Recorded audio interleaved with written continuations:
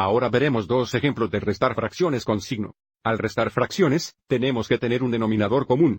Mirando nuestro primer ejemplo, tenemos negativo 7,8 menos negativo 5,8. Tenga en cuenta que tenemos un denominador común de 8. Pero reescribamos este problema de resta como un problema de suma, y al mismo tiempo, vamos a mover este signo negativo aquí arriba en el numerador.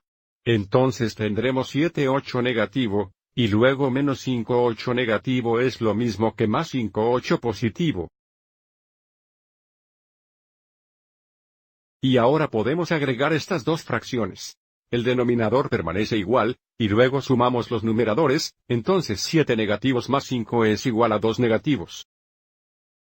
Pero ahora el numerador y el denominador tienen un factor común de 2, y para mostrar esto, escribiremos esto como negativo una vez 2, y luego escribiremos la factorización prima de 8, que sería 2 veces 2, 2 veces. Observe cómo un factor de 2 se simplificará, por lo que nos queda 1 negativo en 4, 1 4 negativo, que normalmente se escribe donde el signo negativo está al frente de la fracción, así. Ahora echemos un vistazo a un segundo ejemplo. Aquí tenemos negativo 1 2 menos 3 10. Observe en este ejemplo, tendremos que encontrar un denominador común, con suerte el denominador menos común, pero comencemos escribiendo esto como un problema de suma, así como moviendo este signo negativo al numerador. Entonces tendremos 1 negativo sobre 2.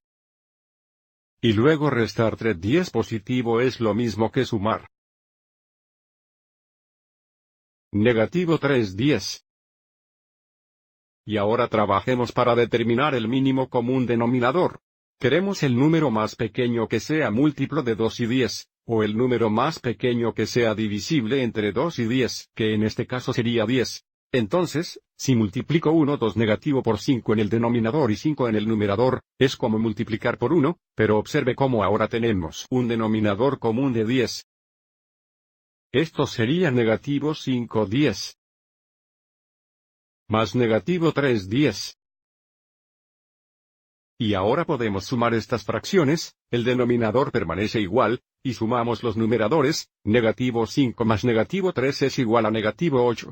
Pero de nuevo, esto simplifica. La factorización prima de 8 sería negativa 2 veces 2, 2 veces. La factorización prima de 10 sería 2 por 5. Entonces podemos ver que hay un factor común de 2 entre el numerador y el denominador, que se simplifica a 1. Entonces nuestra respuesta simplificada sería negativa 4 5. Echaremos un vistazo a dos ejemplos más en el próximo video, y también repasaremos cómo puede usar la factorización prima de los denominadores para determinar el mínimo común denominador.